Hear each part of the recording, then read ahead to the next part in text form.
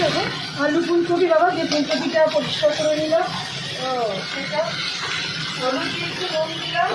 তারপরে আবার মশলা দেবো, নিরামিষ করবো, ঘি গোলমরিচের ঘি গরম মশলা দিয়ে ধনে গুঁড়ো আর একটু দেবো, ধনে গুঁড়ো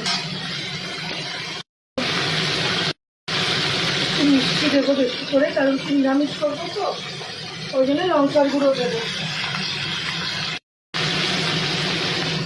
এই মাসে না সর্ষের তেলের সাথে এই লঙ্কার গুঁড়োগুলো দিয়েছে, বেশ ভালো, দোকান থেকে দিয়েছে। জল হচ্ছে দেবো বলে রান্নাতে একটু কষিয়ে নিই।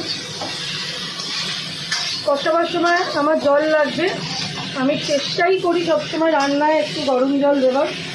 কষাবার সময় আমার যে জলটা লাগবে সেটা আমি একটু গরম জলই দেবো খাবার জন্য।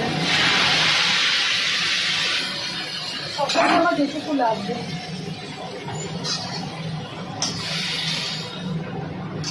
কষিয়ে নিই।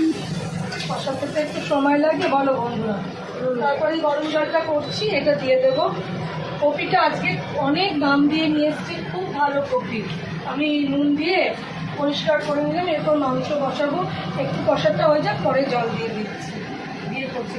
ফুলকপি এই সময় খেতে ভালোই লাগে, একটু নামাবার আগে ঘি গরম মশলা দেবো, তাহলেই হয়ে যাবে, একটু বেশি দেওয়ার দরকার নেই।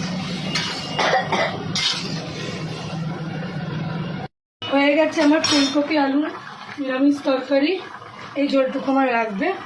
নামাবার আগে যেটা ঘি দিতেই হবে, ঘি না দিলে এই ফুলকপি জমবেই না, তো ঘি দিয়ে এবার বন্ধ করে দেবো, নামিয়ে দেবো। তোমারও তো সবই জমবে। ঠিক আছে, যাই হোক বানালাম এইভাবে। তো তোমরা যদি এরকম সিম্পলভাবে কেউ বানাতে চাও হালকা ফুলকা করে বানিয়ে নিও। গরম তো খুব বেশি পেঁয়াজ টিয়াজ দেওয়ার দরকার নেই, কারণ এর পেছনে আমি চিকেন বানাবো, ওই জন্য একটু হালকা করলো। তাহলে সকলে ভালো থেকো, সুস্থ থেকো, পরের ভিডিওতে দেখা হচ্ছে। টাটা। টাটা।